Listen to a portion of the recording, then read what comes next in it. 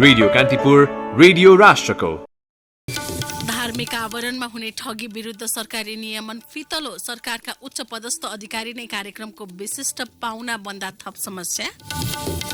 Novel corona भाइरसको संक्रमण नेपालमा पनि देखियो, उच्च सतर्कता अपनाइएको सरकारको दाबी।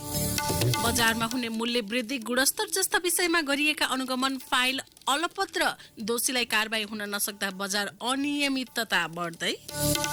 टर्कीमा 6.8 म्याग्निट्युडको भूकम्प जाँदा 18 जनाको मृत्यु, करिब 30 जना बेपत्ता। र आसन्न त्रिकोणात्मक सिरिजका लागि नेपाली टोलीको घोषणा, कमल, कुशल र अविनाश पनि राष्ट्रिय टोलीमा। नमस्कार, कान्तिपुर डायरीका साथमा साथी दिवा र म इन्द्रलक्ष्मी। समाचार अब विस्तारमा। उपराष्ट्रपति नन्दबहादुर पुन हिजो करिब 12 बजे भरतपुर विमानस्थलमा ओर्लनुभयो। उहाँलाई त्यहाँ खादा र फूलमाला सहित स्वागत गर्न अग्रपंक्तिमा थिए आफूलाई स्वामी बाल योगेश्वर महाराज बताउने गेरू वस्त्रधारी विजय भण्डारी। उपराष्ट्रपति आजदेखि नारायणी नदी किनारमा हुने 108 कुण्डीय कोटीहोम शैक्षिक, धार्मिक तथा सांस्कृतिक तुलादान माघी मेला महामहोत्सव एवं संगीतमय लीलामय अष्टोत्तर शत श्रीमद् भागवत धनधान्याञ्चल पितृमोक्ष विराट मासिक ज्ञान महायज्ञको उद्घाटन गर्न चितवन पुग्नु भएको हो। आफूलाई बाल योगेश्वर महाराज बताउने भण्डारीले धार्मिक आवरणमा आफ्नो ठगी र जाल झेलको विगत लुकाउँदै आएको कान्तिपुरले फेला पारेको छ।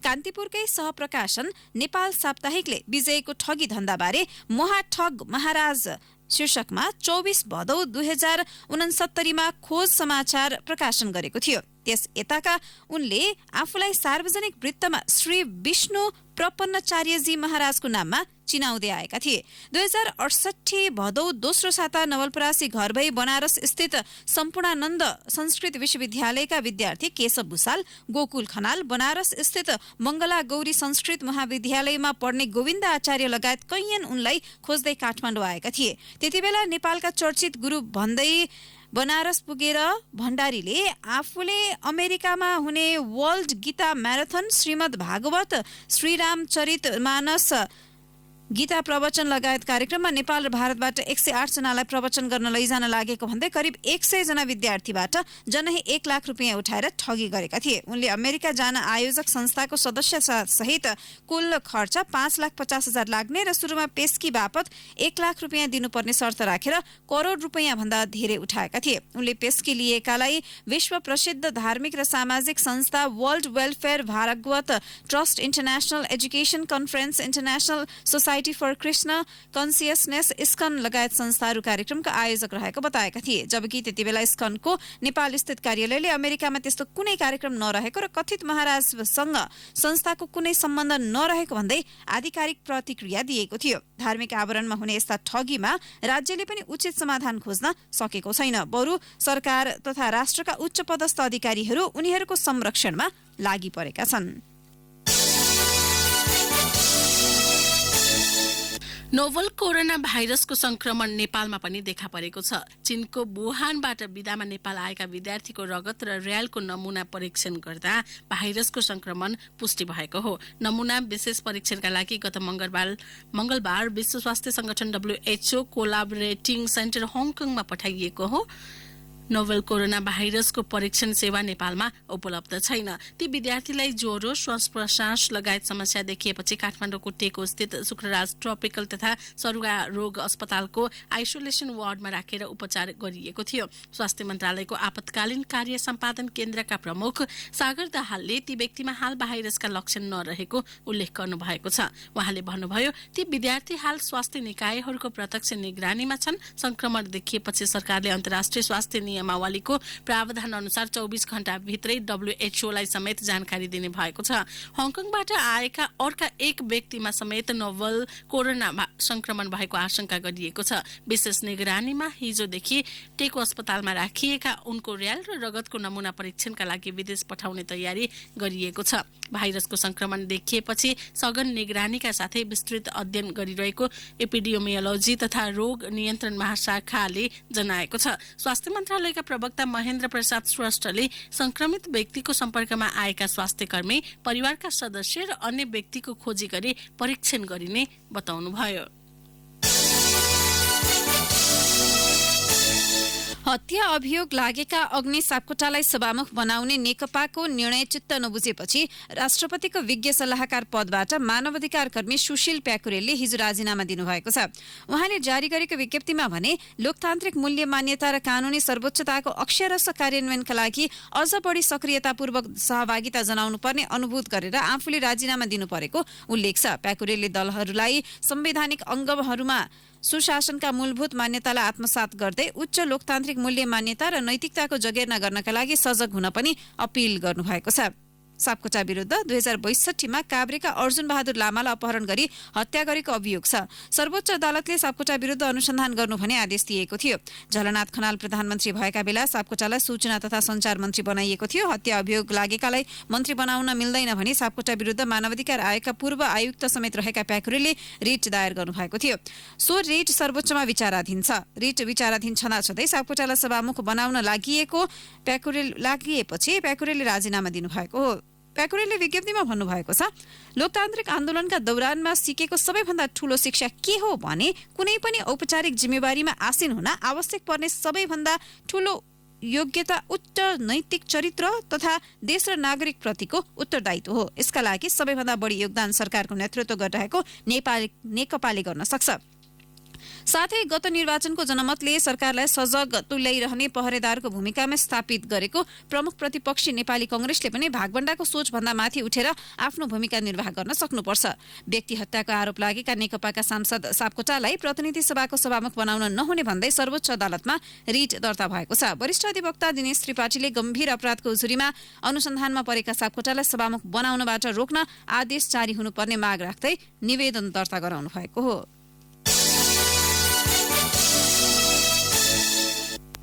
कांग्रेसको महाधिवेशन केन्द्रित विवाद तत्कालका लागि सल्टिएको छ। सभापति शेरबहादुर देउबाको निवास बुढा नीलकण्ठमा हिजो भएको 6 घण्टा लामो छलफलमा महाधिवेशन कार्यतालिका र विधानका दफा निलम्बन गर्न केन्द्रीय कार्य समितिको निर्णय परिमार्जन गर्ने सहमति भएको छ। सहमति अनुसारको प्रस्ताव अनुमोदन गराउन देउबाले माघ 13 गते केन्द्रीय कार्य समिति बैठक समेत डाक्नु भएको छ। केन्द्रीय महाधिवेशनको तालिका यथावत राखेर तल्ला तहका अधिवेशनको तिथि र विधानका दफा निलम्बन सम्बन्धी निर्णयलाई परिमार्जन गर्ने गरी विवाद हल गरिएको उपसभापति विमलेन्द्र निधिले जानकारी दिनुभयो। उहाँले भन्नुभयो, 1.5 महिनादेखि सिर्जित विवाद अन्त्य भएको छ। महाधिवेशन र पार्टीका संरचनाका विषयमा समेत अब सहमति अनुसार नै निर्णय हुन्छ। कांग्रेस केन्द्रीय सदस्य मेनेन्द्र रिजालले सैद्धान्तिक रूपमा विवाद हल भएको बताउनु भएको छ। उहाँले भन्नुभयो, महाधिवेशनको कार्यतालिका सहित भ्रातृ संस्थाहरूका विषयमा सैद्धान्तिक रूपमा मात्रै समझदारी बनेको हो। माघ 13 गतेको बैठकमा सहमति हुने नहुने बारे टुङ्गो लाग्छ। केन्द्रीय कार्य समिति बैठकमा पेश गर्नका लागि परिमार्जन सहितको प्रस्ताव तयार पार्न संस्थापन पक्षबाट महामन्त्री पूर्ण बहादुर खड्का, केन्द्रीय सदस्य रमेश लेखक र इतर पक्षबाट महामन्त्री शशाङ्क कोइराला र केन्द्रीय सदस्य रिजाललाई जिम्मेवारी दिइएको छ। सभापति देउबा, वरिष्ठ नेता रामचन्द्र पौडेल, पूर्व महामन्त्री कृष्ण प्रसाद सिटौला सहित नेता सहभागी बैठकले क्रियाशील सदस्यता छानबिन समिति बनाउने र त्यसमा 13औं महाधिवेशनकै क्षेत्राधिकार लागू गर्ने समझदारी गरिएको हो। केन्द्रीय विभाग नेविसंघ, केन्द्रीय कार्य सम्पादन समिति गठन लगायत तरुण दलको कार्य समिति विस्तारका विषयमा समेत हिजो छलफल भएको थियो। यी मध्ये मुख्य विवाद बन्दै आएको नेविसंघ गठनमा दुई पक्ष बीच समझदारी बनेको छ। स्रोतका अनुसार पौडेल र सिटौला पक्षलाई एकमुष्ट 60% भन्दा बढी दिन सभापति देउबा तयार हुनु भएको छ। यसअघि भाग भण्डामै कुरा मिलेको थिएन। नेविसंघको 12औं महाधिवेशन गर्नका लागि तयारी समिति गठन गर्ने, त्यस्तो समितिमा रहेकाहरू 12औं महाधिवेशनमा उम्मेद्वार हुन नपाउने, तत्कालीन अध्यक्ष नयन सिंह महरले राजीनामा दिएको दिनसम्म 32 वर्ष उमेर ननाघेकाले प्रतिस्पर्धा गर्न पाउने गरी समझदारी जुटाइएको उपसभापति निधिले बताउनुभयो। महाधिवेशन तयारीका लागि गठन हुने तदर्थ समितिमा भने विधान अनुसारको उमेर हद नलाग्ने समझदारी समेत दुई पक्ष बीच भएको छ। विधानमा 32 वर्ष उमेर ननाघेकाले मात्रै प्रतिस्पर्धा गर्न पाउने उल्लेख छ। विभाग र तरुण दलमा भने सहमति जुटिसकेको छैन। केन्द्रीय सदस्य रिजालले भन्नुभयो, केन्द्रीय कार्य समितिको बैठकसम्म सबै विषयमा विवाद मिलाउने प्रयास जारी रहेको छ। कान्तिपुर डायरीमा अब ब्रेकको पालो। ब्रेकपछि कान्तिपुर डायरीमा अब बाँकी प्रसङ्ग। नेपाल आयल निगमले सडक पेटी र छेउमै सञ्चालित 18 पम्पलाई हटाउन सम्बद्ध पम्प सञ्चालकलाई पत्र पठाएको छ। मापदण्ड नपुगेको र पम्पबाट ट्राफिक व्यवस्थापनमा समेत चुनौती भएको निगमले बिहिबार पठाएको पत्रमा उल्लेख छ। 15 दिनभित्र स्थानान्तरण कार्ययोजना पेश गर्न ती पम्पलाई भनिएको छ। निगमका कार्यकारी निर्देशक सुरेन्द्र पौडेलले भन्नुभयो, पम्प स्थानान्तरणको योजनासहित बिहिबार पम्पहरूलाई पत्र पठाएका छौं। पम्पहरूले हटाउने सन्दर्भमा 15 दिनभित्र आफ्नो योजना दिनुपर्छ। प्रधानमन्त्री कार्यालयको पत्रपछि पम्पहरूलाई स्थानान्तरण गर्न भनिएको उहाँले बताउनुभयो। चापागाउँमा रहेको वज्रबाराही, बालकुमारी र टीका भैरव, कालीमाटीको कनक, बालाजुको कोत थुकु, थापाथलीको जयन्ती, थापागाउँको मायाराम, भोलाराम, कलङ्कीको बाबा, श्यामा र त्रिशूल, कोटेश्वरको भ्याली रिकेश र कामाख्या बौद्धको जोबी र बराल, जाउलाखेलको साझा, एचपी इन्टरनेशनल, गायत्री र महाराजगंजको सीता पेट्रोल पम्पलाई पत्र काटिएको उहाँले जानकारी दिनुभयो। पम्प सञ्चालकले पम्प हटाउने वा अहिलेकै स्थानबाट पछाडि सार्नुपर्ने निगमले जनाएको छ। मुलुकभर करिब 1200 पेट्रोल डिजल पम्प सञ्चालनमा छन्। बागमतीमा मात्र 172 छन्। उपत्यकामा मात्र 117 पम्प रहेको निगमको तथ्याङ्क छ। ती मध्ये केही पम्प सडक पेटीमै सञ्चालित छन्। प्राय पम्प मापदण्डभित्र पर्दैनन्। सुरक्षाका दृष्टिले ती पम्प संवेदनशील रहेको निगमको दाबी छ। यसअघि निगमले पम्पहरूलाई मापदण्ड भए नभएको सन्दर्भमा जाँचबुझ गर्न 2074 पुसमा छानबिन समिति गठन गरेको थियो।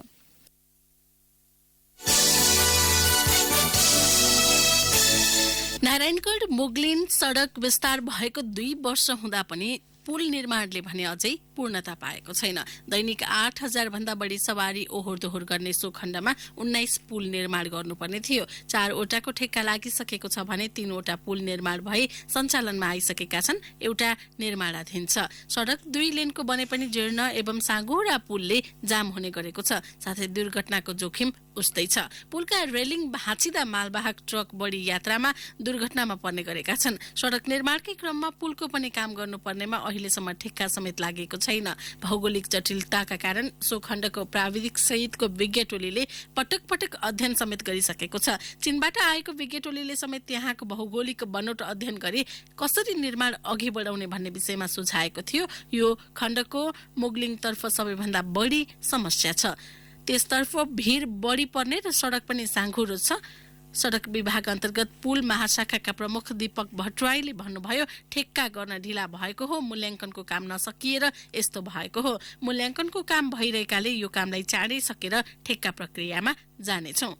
महाशाखाले मूल्याङ्कन सकेपछि विभाग अन्तर्गतको समितिले हेर्नुपर्छ। उहाँले भन्नुभयो, कामको चापले गर्दा विभागीय समितिमा मूल्याङ्कन हुन सकिरहेको छैन। महाशाखापछि विभागका महानिर्देशकलाई सल्लाह दिने छुट्टै मूल्याङ्कन समिति हुन्छ। यो समितिबाट निर्णय हुन साथ ठेक्का प्रक्रिया अघि बढ्नेछ।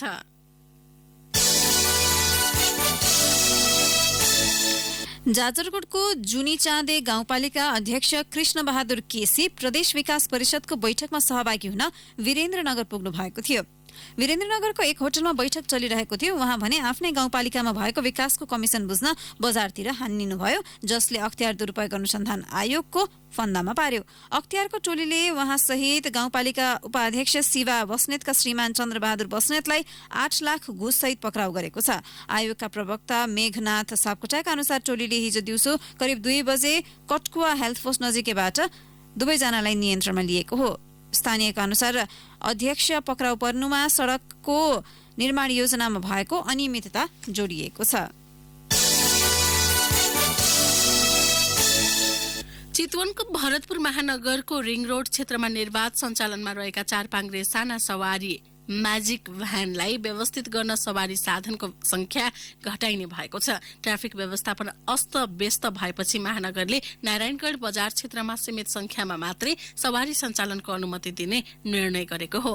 फुटपाथका पसल र 3 पाङ्ग्रे सवारी व्यवस्थापन पछि 4 पाङ्ग्रे साना सवारी व्यवस्थापन गर्न लागेको मेयर रेणु दाहालले जानकारी दिनुभयो। भरतपुर महानगरमा हाल 674 वटा म्याजिक भ्यान सञ्चालनमा छन्। ललितपुरको पुलचोक स्थित मदन स्मारक माध्यमिक विद्यालयको खेल मैदानमा व्यापारिक कम्प्लेक्स बनाउन फेरि चलखेल सुरु भएको छ। विद्यालयको जग्गामा बाटो विस्तार गरेर सडकमा भवन बनाउन लागि हो। सडक विस्तार गर्ने बहानामा विद्यालयको जग्गामा एकतर्फी पर्खा लगाउन थालिएको छ। यसअघि स्थानीयले जिल्ला प्रशासन कार्यालय ललितपुरमा उजुरी दिएपछि काम रोकिएको थियो। विद्यालयले 64 सालमा पूर्वपट्टिको 3 रोपनी जग्गामा व्यापारिक भवन बनाउन ललित मण्डप ट्राभल एन्ड टुर्सलाई 25 वर्षका लागि भाडामा दिएको थियो। 68 मा विद्यालय टुर्स र क्लासिक डायमन्ड्स बीच सहमति हुँदा डायमन्ड्सलाई दिने निर्णय भयो। ठेकेदारले भवन बनाउन लाग्दा ललितपुर महानगरपालिकाले गाइडेड ल्यान्ड डेभलपमेन्ट GLD मापदण्ड अनुसार सडक चौडा नभएको भन्दै नक्सा पासमा रोक लगाएको थियो। अहिले नक्सा पास स्वीकृतिका लागि कम्प्लेक्स बनाउने योजना अनुरूप सडक चौडा गर्न विद्यालयको पर्खाल भत्काइएको स्थानीय बताउँछन्। कान्तिपुर डायरीमा पुनः ब्रेकको पालो। अब आर्थिक प्रसंग। 2 वर्ष अघि सिमेन्ट र रडको मूल्य अस्वाभाविक बढेपछि वाणिज्य आपूर्ति तथा उपभोक्ता संरक्षण विभागको टोलीले 4 स्टिल र 6 वटा सिमेन्ट उद्योगमा अनुगमन गर्यो। ती उद्योगले बढी मूल्य लिएको पाइएपछि बयान र मूल्य घटाउन विभागले निर्देशन दियो। निर्देशन पालना नगरेको भन्दै विभागले मुद्दा दर्ता गर्ने तयारी गरे पनि लगतै त्यो विषय सेलाएर गयो। गुणस्तरकै समस्या हेर्न भन्दै गत असारमा पनि विभागको टोलीले सर्लाही र झापाका सिमेन्ट उद्योगमा अनुगमन गर्यो। अनुगमनका क्रममा बोरामा मूल्य सूची नराखेको जनाउँदै केहीलाई जरिवाना गरेर थप बयानका लागि विभागमा उपस्थित हुन निर्देशन दियो। उद्योगीहरू विभागमा उपस्थित भएपछि यस सम्बन्धी आक्रामक अनुगमनका क्रियाकलाप नै अघि बढ्न सकेन। अनुगमन गर्ने मुद्दा दायर गर्छु भन्ने तर बिना निष्कर्ष फाइल थन्काउने उल्लेखित केही उदाहरण मात्र हुन्। बजारमा मूल्य वृद्धि गुणस्तरको विषयमा समस्या आउँदा विभाग आफ्नो अधिकारको विषयमा तात्छ तर केही समयमै फेरि चलाउँछ। राष्ट्र ब्याङ्कले सार्वजनिक गरेको 5 महिनाको प्रतिवेदनमा पनि मूल्य वृद्धि दर 6.55% रहेको देखिएको छ। तर बजार अनुगमन र मूल्य हस्तक्षेप गर्ने जिम्मा पाएको वाणिज्य आपूर्ति तथा उपभोक्ता संरक्षण विभाग भने डाटा संकलन विश्लेषण गरेको भन्दै पन्छिएको छ। अनुगमन गरिएका फाइल पनि टुङ्ग्याउन उसले सकेको छैन। अनुगमन गरिएका फाइल समयमै टुङ्गो नलाग्दा विभागको नियतमा शंका उब्जिएको उपभोक्ता अधिकार कर्मीहरू बताउँछन्। जब मोबाइल साथमा बैंक तपाईकै हातमा It's easy, it's fast, instant transactions without any cash. Get mobile banking from your bank today. Use a smartphone, scan to pay. न लाइन लाग्ने टेन्सन न क्यास बोक्ने झन्झट 24 घण्टा ट्रान्ज्याक्सनले कम्प्लिट सेटिस्फ्याक्सन। मोबाइल ब्याङ्किङले आफ्नो स्मार्टफोनबाटै कारोबार गर्नुहोस् विदाउट क्यास इन्स्टेन्टली। मोबाइल ब्याङ्किङको सेवा प्रयोग गर्न आजै आफ्नो ब्याङ्कको एप डाउनलोड गर्नुहोस्। मोबाइल ब्याङ्किङ, मोबाइल साथमा ब्याङ्क हातमा, powered by phone pay. Palm तेल निर्यातमा भारत सरकारले प्रतिबन्ध लगाएपछि नेपाल सरकारले द्विपक्षीय वार्ताबाट समस्या समाधान गर्ने भएको छ।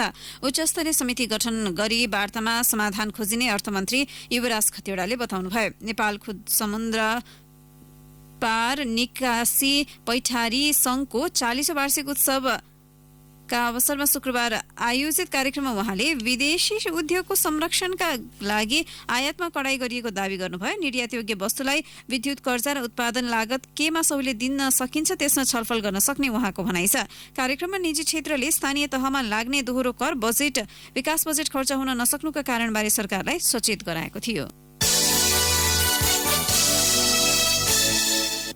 अब अन्तर्राष्ट्रिय प्रसंग। टर्कीमा गएको 6.8 म्याग्निट्युडको भूकम्पमा परि 18 जनाको मृत्यु भएको छ।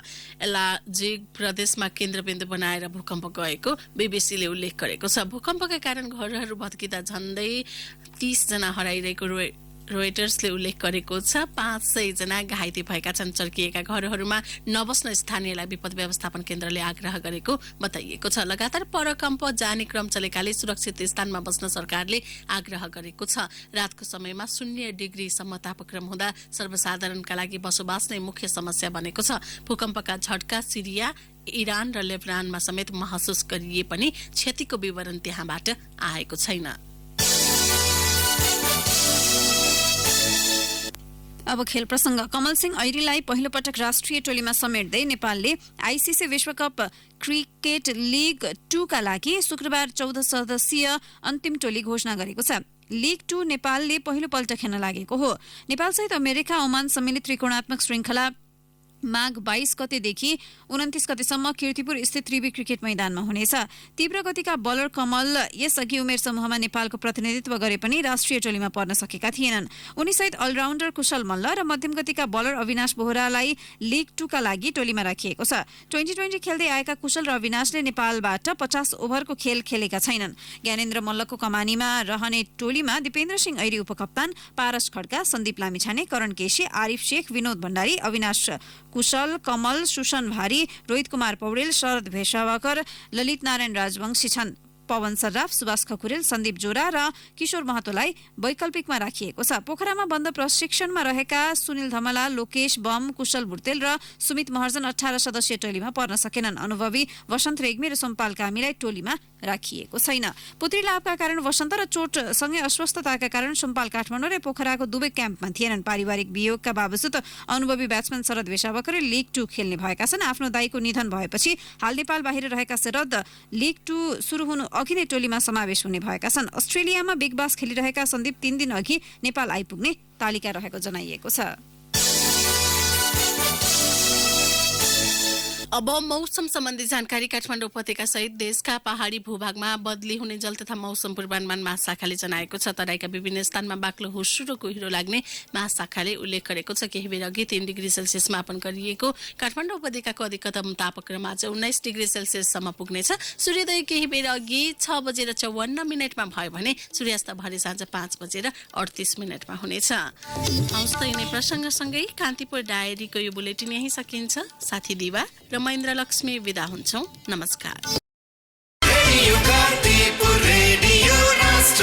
सूचना र मनोरञ्जनको संवाहक रेडियो राष्ट्रको रेडियो कान्तिपुर।